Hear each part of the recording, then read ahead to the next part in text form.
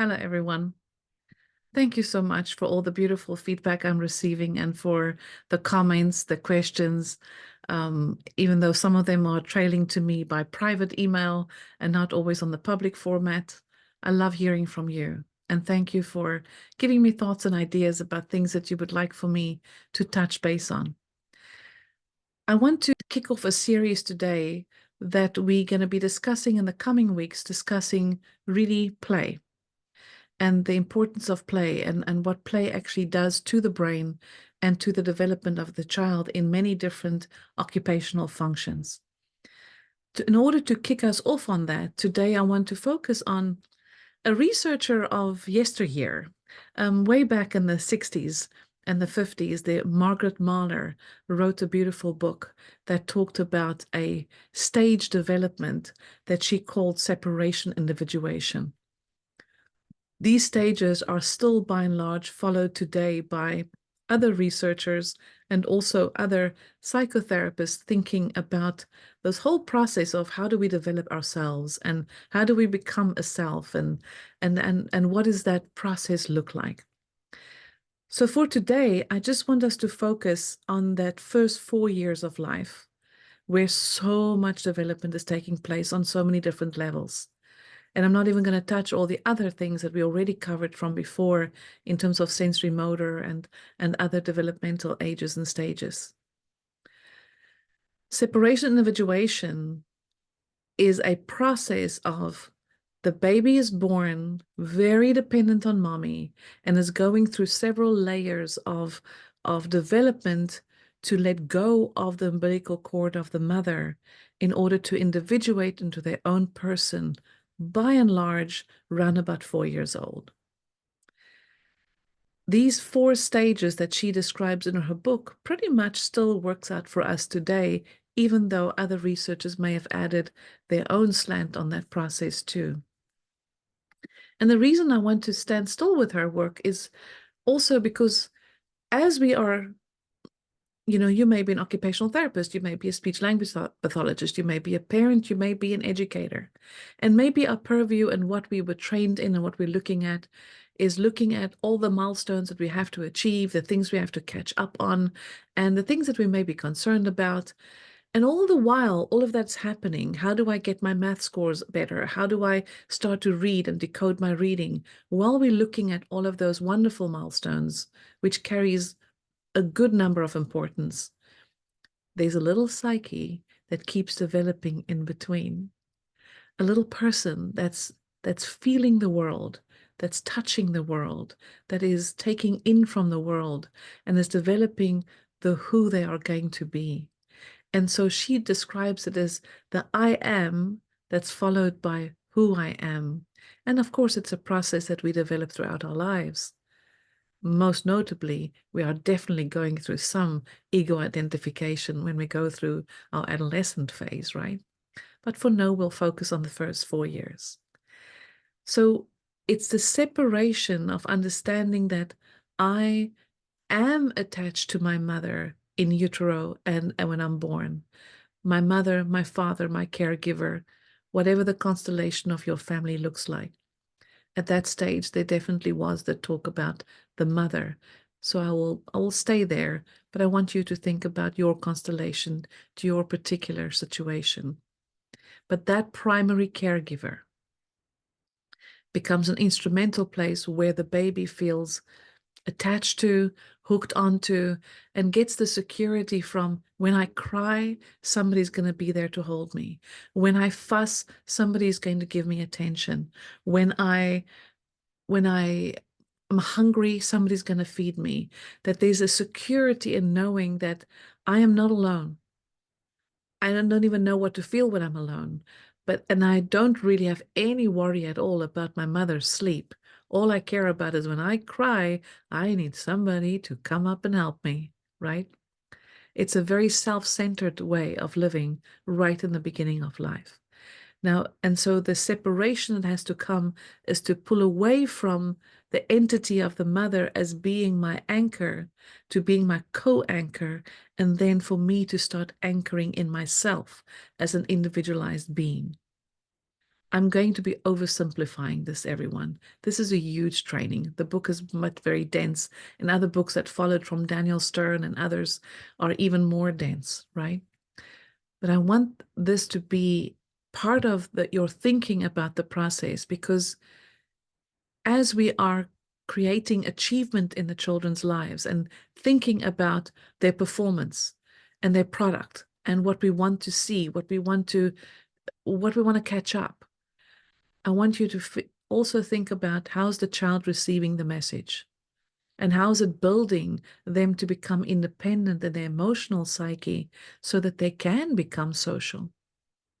Because social is not just social. It's how I put myself in the social situation that matters. It's not just about greeting somebody. It's understanding hidden innuendo. It's understanding for myself what the social norms are and how I want to comply to those social norms. It's much more deeper than that. But today we will talk about this. How do I individuate into my own system? So she talks about the first 2 months of life as sort of the awakening stage, where you basically, it's eye gaze to mom, it's that nice eye gaze to eye gaze, it's cooing, it's, oh, you're such a cute baby, and it's that beautiful motherese that you see that happening between a mother and child, also father and child. You can see the tone of voice changing. Whoever the caregiver, it's that love and that care and that bonding that's creating the security of that attachment that will help the baby to understand every time that they're getting the cooing, you can see their mouth wanting to grope to get to that place. They want to use their mirror neurons in their brainstem to imitate all that beautiful caring that's coming, that's starting to set up actually from the get-go, the empathy circuit in the brain that I'm going to be using for my own individuation later. So the first sub-phase she calls differentiation and development of body image, usually between 2 and 7 months. And this is, I think, a reminder that if you already had a baby and you're thinking about 6 months old or so, when the baby pulled away from you and sort of started to touch your face, pulled your hair, oh, that feels good, doesn't it? And does those things where they explored, this is a different body over here, and this is a different body here. There's a separation of body, of physicality. And I like being close, and I like also to be in my own in the crib and to feel the things around me and to see if I can pull myself up somewhere, into a sitting position, as that's the development that has to come. So there's a temperament in that baby that we may be born with. Research says there is genetic places in the DNA for temperament, but that temperament is tempered into personality by the way that we are received by our environment, right? And so that receiving of the environment creates the security in which I can then use my will, my innate need to grow up and develop, which is part of our hardware, our software in our systems, to actually do the growing process. And it supports that piece. So it's the nature of my being, my DNA, and it's also the nurture that I'm receiving in order to get to where I want to be.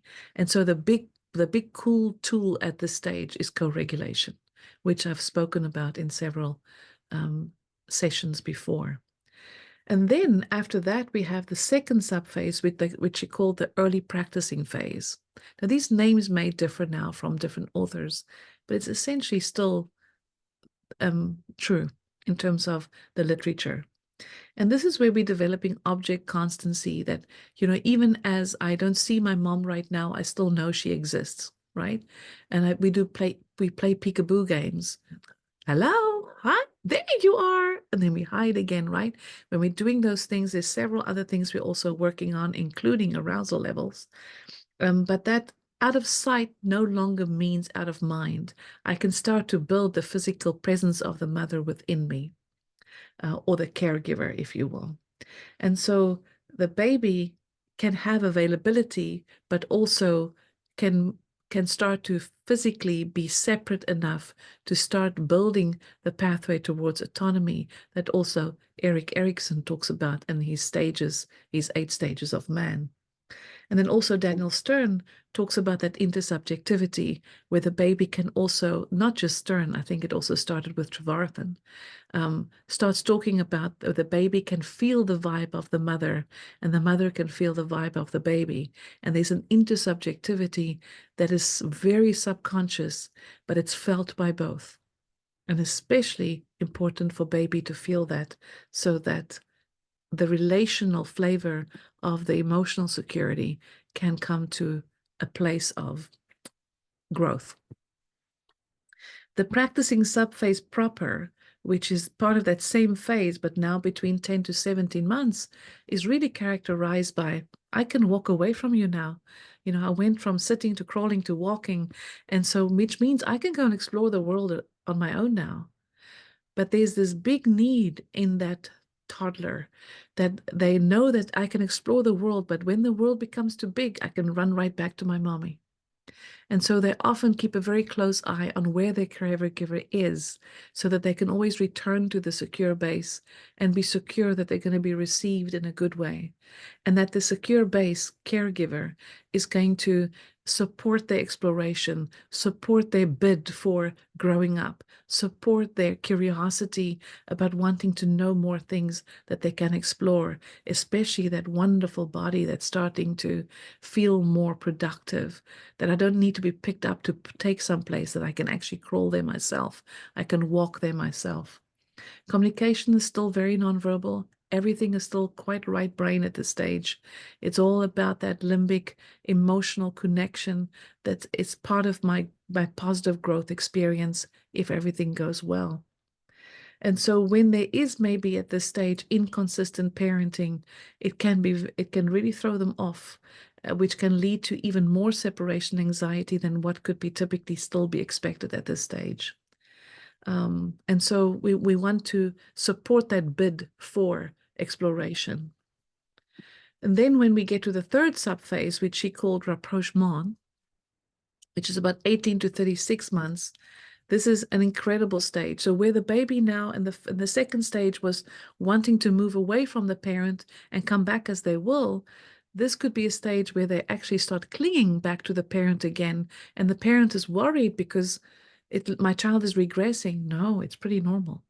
Okay, because they are seeing more things, they're living more things. Life is big. Monsters are big in the cupboards, right? And there's lots of big feelings and emotions that I can't control yet, and I don't make sense of it, but I'm feeling them anyway, right? Cute phase.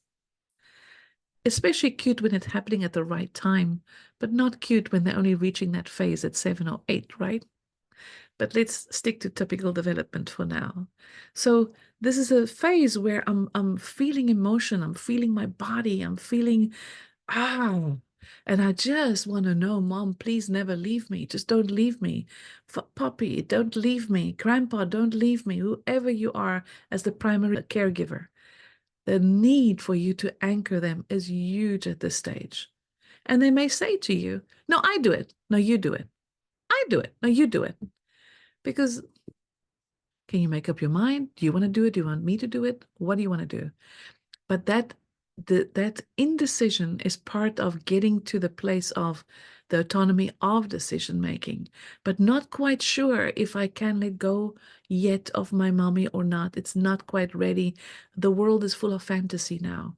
Oh, when Disney comes alive, and there's all these themes, these emotional themes of growing up, and there's the hurdle, and there's the heroine and the hero, and they're going to overcome this hurdle, and it's going to be happy ever after, right?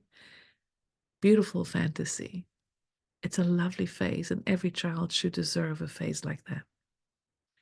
But still very dependent on the parent, even as they're starting to pull away. It's very important at this stage for this toddler to feel that the parent is willing to let them go to explore, that they're not overprotected and protected so much that they don't get the opportunity to problem solve. They must get to that place. It's part of that building the autonomy and that sense of self. And when you get to the fourth stage, at about the age of 4, or maybe 36 on, around about that age period, right? Um, and for some, it could take longer, right? That's when they really start letting go of the apron strings. And often, frequently at this stage, if there was a very strong maternal caregiver, mother in their lives, they would now suddenly sort of go more towards the father role in the house, whoever plays the father role. And that sort of gender piece becomes very important here. And we've had some kids who've had very strong reactions in our center when they started to enter this phase. But that's a really cool, typical phase for them to go through. That suddenly they go from playing with dolls to playing with cars, or making some switches in their activity choices, which is quite typical actually in early development, especially around about this age. But they can also go through quite a tumultuous phase here, because they're realizing they are emotionally, subconsciously letting go, and they're blaming the parent for letting go. They're blaming the parent, and the parent is like, what did I do? I'm the one taking you from one thing to another. I'm the one feeding you. I'm the one clothing you. What are you mad at me for? It's not personal though. It's a projection of their own feeling of, I don't want to be left alone. I have a fear of being left alone because I don't know if I can trust myself to stand on my own 2 feet. And this is also why empathy is so necessary, and why it's so important to understand the role of another, why it's so important that in the third stage that they play out that they now Captain Hook, or now they are a nurse, or now they are the mother feeding the baby, and now they're in the mall doing the shopping, right? They're playing out these roles because they're trying to figure out the different theories of mind of other people, the perspectives of others, so that when they get to 4 in that sort of final bid for autonomy, that they can actually say, I can understand how my mom must be feeling. I can understand how this one must be feeling. Of course, not to the robust level of us that are more mature in life, but that it's available. Theory of mind is available. And so this is the stage where you really want to harness how much self-esteem do I have available in order to make that bid for who am I? And who am I going to be? And this is when we start talking to the kid about you're going to go to big boy school now. You're going to go to big girl school now, right? And we talk that language. And for our typically developing child, yeah, big boy, big girl, right? But for our atypically developing child, I don't want to be a big boy. I don't want to be a big girl. I want my mommy. I don't want to be without my mommy, right? The insecurity when they're not ready to make that bid for individuation. So things like shame and guilt and other things also come to play. Those are experiences that we must have. We must have the full range of emotional experiences. And it's normal. If I do something bad and I didn't please my mommy, yes, I must feel guilty and I must feel a bit of shame, but I mustn't feel that all the time, right? That's what we have to be careful about, and why it's such a tender place of growth and development, those first years. So this was a really, really short course on something very complicated, but I was just wanting to summarize that for you because I want you to think about that amongst when you're looking at all the other milestones that you want the child to conquer, that you may be working with, or it may be your own child, or somebody else's child, a family member's child that you would like to support. Let them go.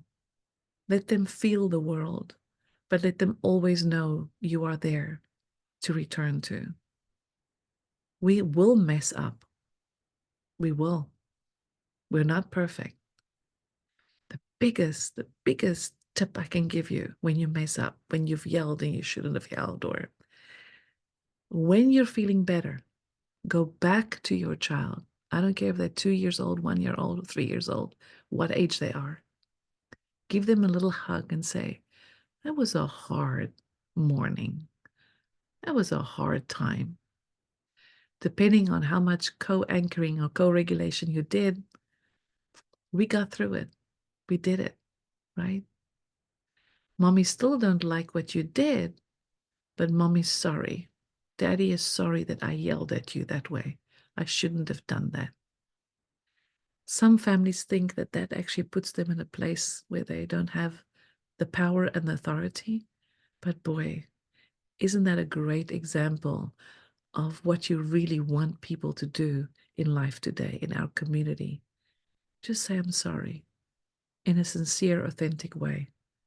And to know that saying sorry doesn't diminish you as a person, especially because it's your parent. It's a place of strength, not vulnerability. I'll see you next time. Take care.